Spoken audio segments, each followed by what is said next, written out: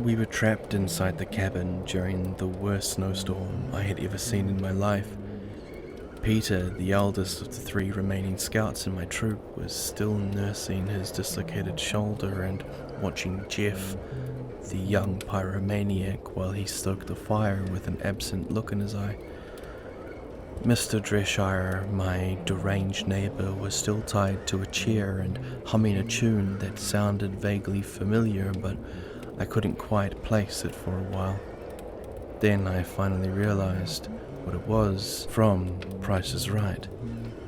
Son of a bitch, that song was catchy as hell.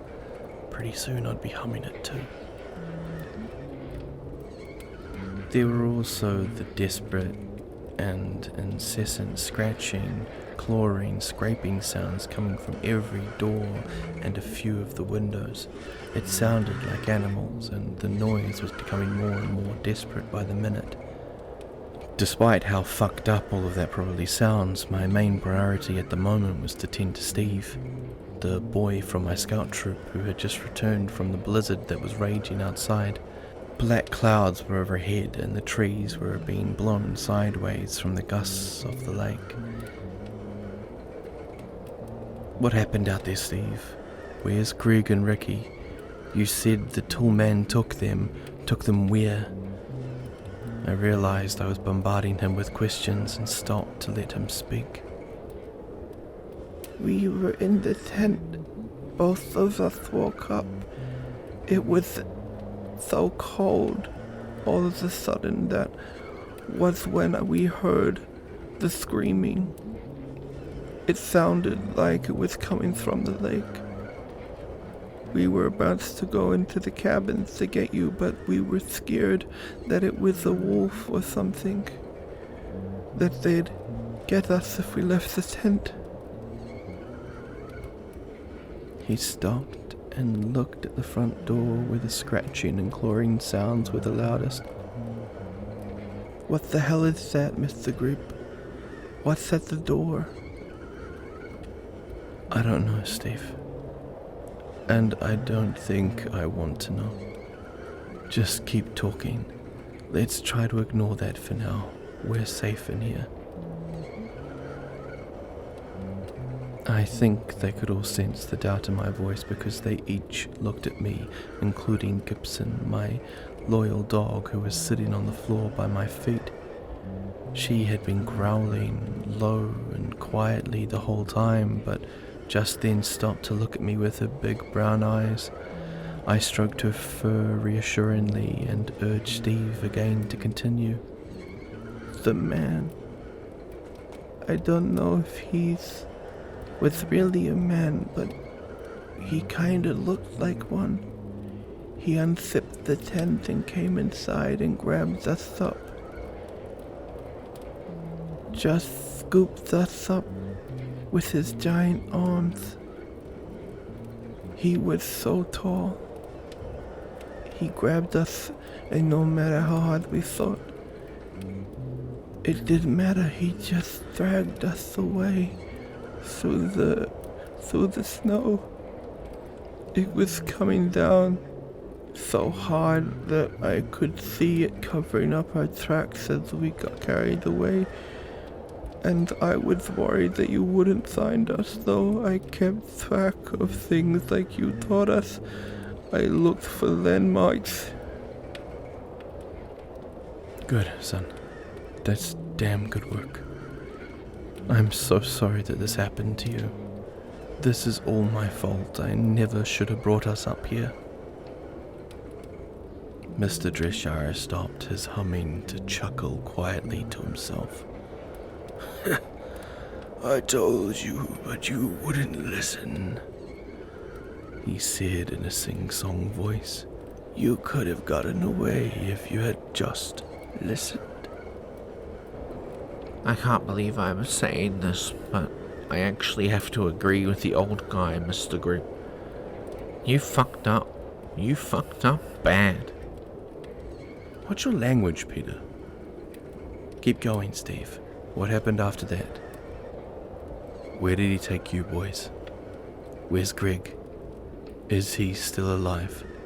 Please let him be alive. I think so. His eyes looked far off and confused suddenly. Ricky. He's not, though. Ricky's dead. Mr. Grupe, I saw him rip out his throat and took his intestines and swallowed them up. He ate them.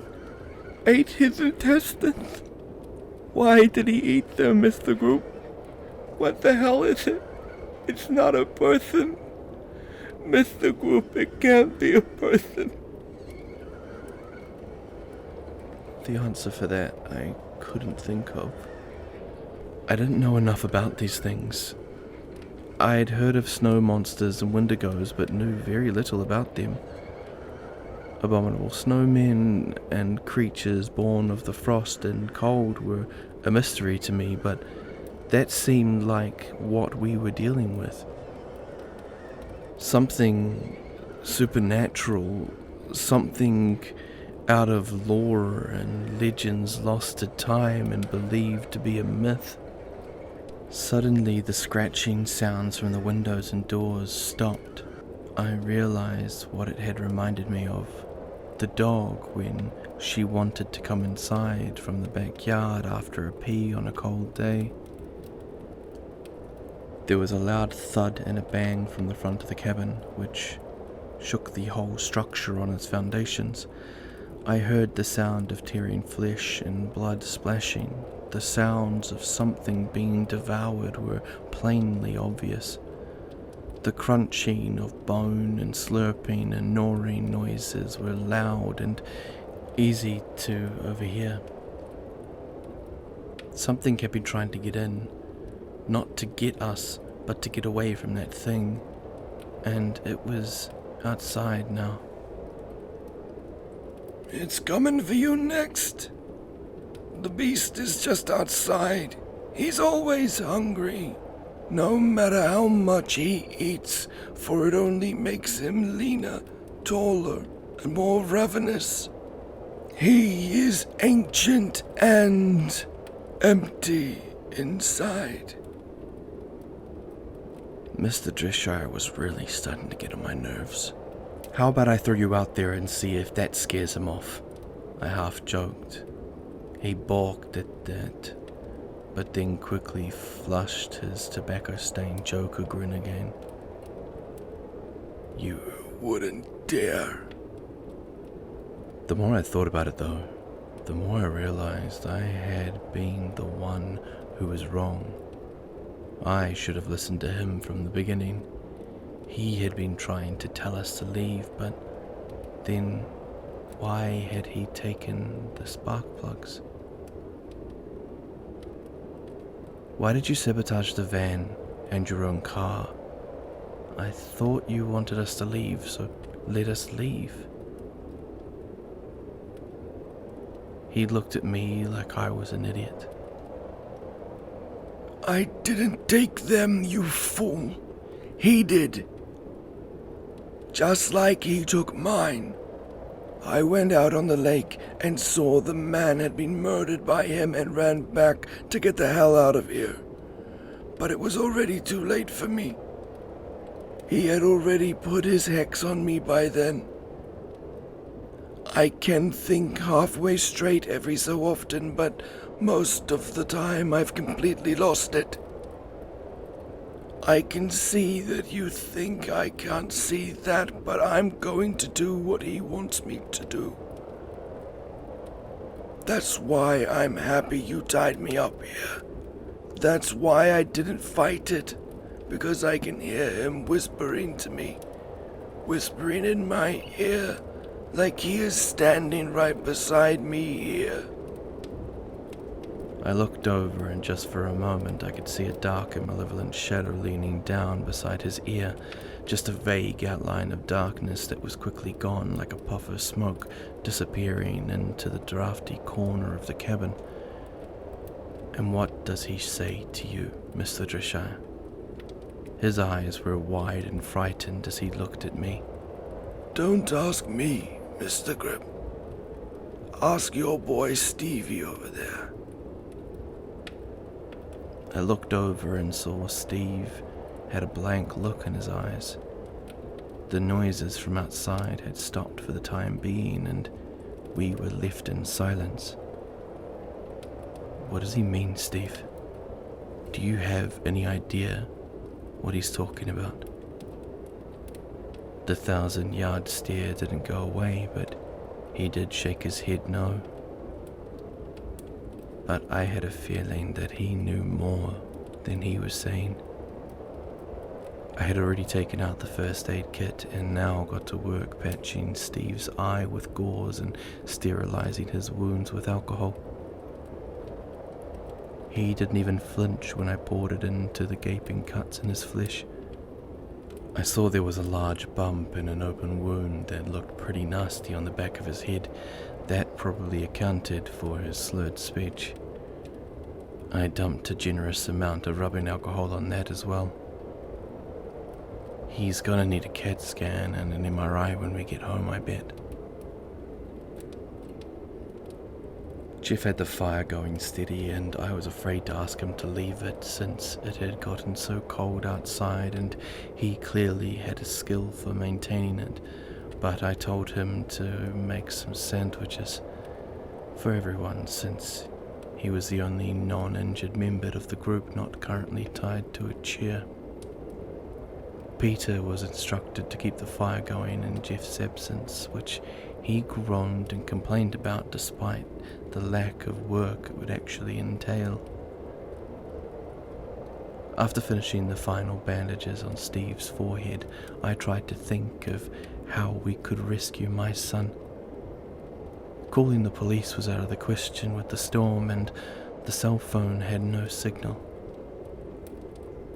And if I left him alone with that monster and went to go get help on foot, he would be dead before anyone could find him. The thing was insatiable in its hunger, at least from all the evidence that we've seen. It wasn't trying to get in the cabin, which meant it wasn't all-powerful. It somehow knew it couldn't get past the sturdy doors and windows. Either that, or it was just toying with us, waiting for us to come out. Dreshire had said that it fed on our fear, but was that true, or just more insane rambling? You act like you know everything about what's going on. So, how do we kill it? Can you tell me that at least? I yelled at Mr. Dreshire. Oh, you can't kill him. He won't let you. Men have tried before and none have lived to tell of it. What is he? Do you even know what he is? He's a Wendigo. You should know that by now. A dark spirit. It infects people like a sickness. It takes them over. And it's contagious. That's the worst part of a Wendigo's psychosis. It doesn't just stop with one person. So, is that what's happening to you? It's making you crazy? Oh yes, quite insane in fact. I can see all sorts of quite elaborate and colorful hallucinations occurring all around us, but I am attempting to ignore them in order to convey this highly important information to you while I'm temporarily still lucid enough to do so. So, in other words, please shut the fuck up and listen. Got it. He's going to make us... Oh my god. You really thought I was going to tell you? Oh, no, I'm sorry. I really shouldn't laugh, but that's too much. You really are stupid, though. You know that, right? I started to turn away, and then he practically screamed it. It makes us want to eat people. Num, num, num. Eat you up, yum. Fucking Mr. Dresshire. He managed to distract me for just long enough. The wind began to howl outside again, and I noticed that Steve was gone from his seat. I thought at first that he had gone to help Jeff make sandwiches right after I had finished his bandages. The little bugger had slipped away, quiet as a mouse. Something about that unsettled me, though. It didn't sit right. Why would he have disappeared like that without saying anything? Thump! That was when I heard the sound, like a meat cleaver coming down on a thick primal cut. I got up from my chair, trembling legs, and walked towards the noise. It came from the pantry. Thump, thunk, thump, thunk, thump, thunk. Then another noise, a sound, someone chewing on very tough steak, gnawing on it, trying to get through the gristle. The darkness in the little pantry room was difficult to see into. I pulled out my flashlight, and it reflected off one inhumane eye that glared back at me from the recently rescued little boy's face. Steve's mouth was bright red with blood, and I saw Jeff was on the ground beside him, dead, lying in a pool of his own blood. There were parts of him missing. His right hand was gone, and I saw that Steve was chewing on it like a drumstick, taking big bites from the palm of the hand like a fucking fried chicken. Oh, fuck. Steve's eyes flashed in the darkness, and I heard him make an animalistic hissing noise as I stepped backwards, unsure what I was going to do next. He held a large cleaver in his hand that he had snatched from the knife block back there, and I realized that I was unarmed and unprepared for this. Hell no, I'm out of here, man. Peter suddenly yelled from behind me. I realized he had snuck up and witnessed the grisly murder scene unfolding in the storage room. He ran to the front door and unlocked it. Then he was gone out into the snow, leaving the door hanging open behind him. Peter, come here! We were still both in our coats and boots because of the cold inside the cabin, but it was a raging blizzard nonetheless. I was worried he was going to die from the elements, not from the evil Wendigo roaming around, although both seemed equally likely. No, I'll take my chances out here. Maybe I can make it back to the road and get someone to take me home, but I'm not staying here and dying with you. He backed away as he yelled at me, his voice muffled by the howling winds and gusts coming off the lake. I ran out into the snow and followed after him, hearing the laughter of Mr. Dresshire turn to horrified screams behind me. They faded in the howling winds. The snow was deep and it was blowing in my face, making it difficult to see. I fell down face first suddenly after stepping awkwardly in a hole with my boot. When I got up to look to see how far away Peter had gotten, I was horrified to see him being picked up by a giant man who appeared to be at least 12 feet tall. He was gaunt and terrifying, his mouth hanging open as he looked back at me and roared. Peter thrashed and screamed as he carried him away, and I chased after them, sparing a glance back at the cabin where I had left the door open in my rush. I saw my dog following after me. Snow was drifting into the cottage, and I thought again of Jeff, decapitated by his fellow scout, and now Mr. Dresshire, likely about to meet the same fate. Who knew Steve would turn out to be a cannibal? All part of the Wendigo psychosis. I would find out later that there was no escape once he was in its grasp. I ran after them through the snow, Gibson running behind me at my heels, winding my way through the trees as I went into the forest and then across the lake, staying in the shadow of the tall branches and pines. I tried to stay hidden along the shoreline, chasing after him as quickly as I could without being seen. Because he took the shortcut across the lake, I almost missed the Wendigo when he got to the other side and quickly vanished into the thick trees up the hill to the north. Following his path without thinking, I came over the hill and spotted him walking swiftly with long strides up ahead. I ran with reckless abandon down the hill and followed after him. His pace was quick, but I sprinted to catch up. Gibson seemed to sense the need for stealth and proceeded quietly with me, not wandering too far ahead or lagging too far behind. Deep in the woods, after a while of chasing him, my legs felt like blocks of wood, completely numb from the cold and intense effort. I saw him go into a shack hidden in a thicket camouflaged well from intruders.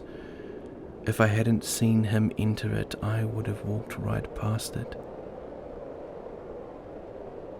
My son was in there as well as his friend. If I could rescue the two of them, at least that would make 4 of us who could potentially escape, even if Stevie was convicted of murder once we got back. Mr. Dresshire was most certainly dead now, but that wasn't really my fault. Except it kinda was, since I did leave him tied up in a chair, I suppose. I tried not to think about it too much, and wondered if instead of maybe the spark plugs were in the creature's hiding place as well. I mean, that would be nice, right? Now, all I had to do was get the Wendigo out of there for a few minutes so I could grab them. Searching my pockets, I tried to find something to use as a distraction. As soon as my hand settled on it, I knew what I had to do. Taking it out of my pocket, I punched in the numbers and then threw it into the woods as far as I dared.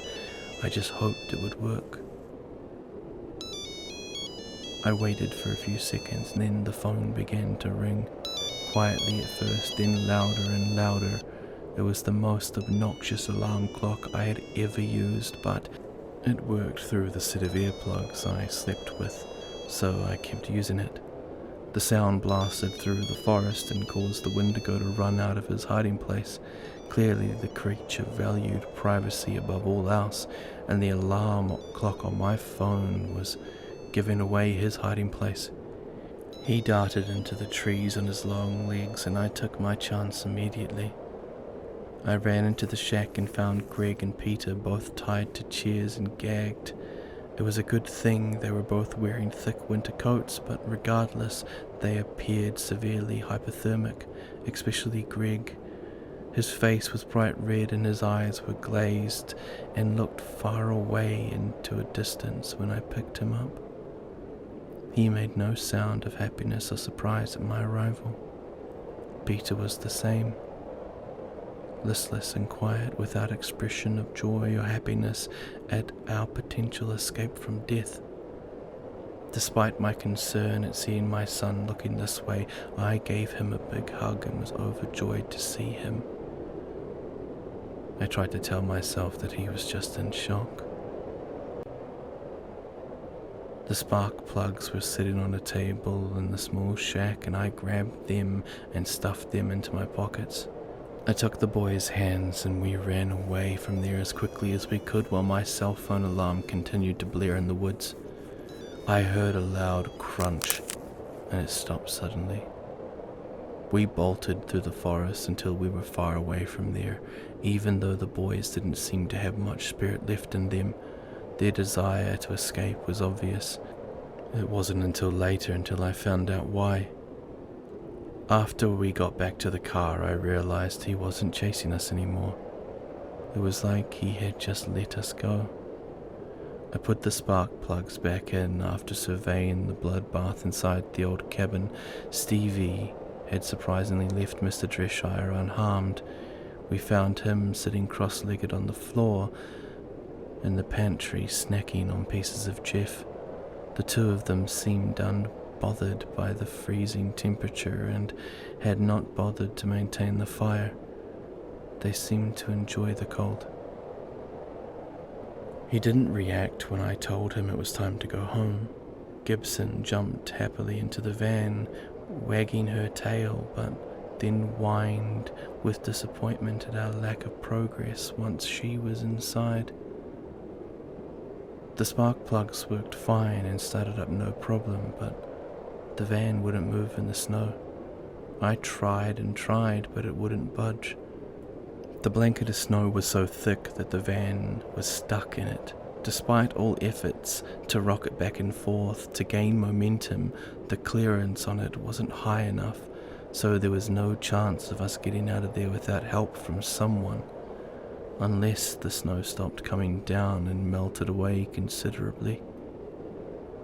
If we risked walking back to the main road and trying to flag down a car, there was a chance of risking hypothermia, since it was a very long walk and the weather was dangerously cold.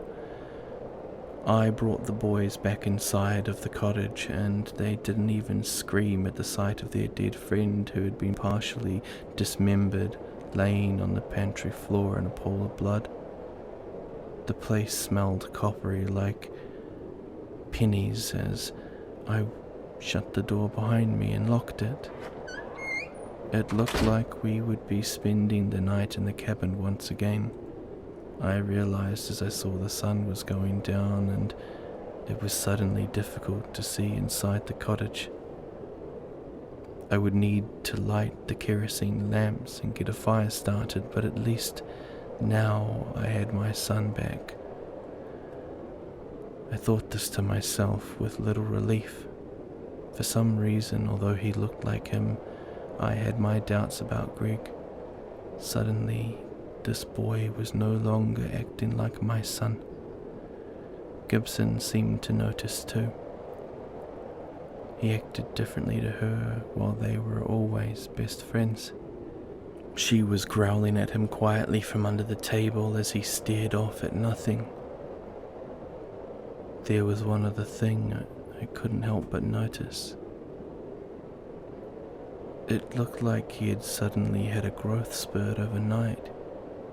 He appeared taller, thinner as well.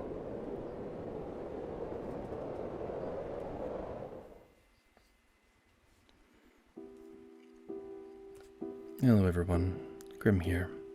Thank you so very much for listening to this story. This is the part 3 to the I took my scout troop up north to earn their winter camping badges story. It is titled Winter Camping with Wendigos, written by the amazing Jordan Grupe. Now, as always, I've included his details down below, so his YouTube and Twitter channels and so forth are all accessible through the description. I'll also have links to the story as well. You will be able to see, hopefully, at the end of this, I will be combining them all together, making one long video and uploading that. Do I know if it'll be successful? No. Do I want to give it a go? Yes. Well, if you've enjoyed today's if you have enjoyed today's video, then please like and subscribe. And as always, be safe wherever you are. Have yourself an amazing day or night. And this is Grim, and I'm signing off.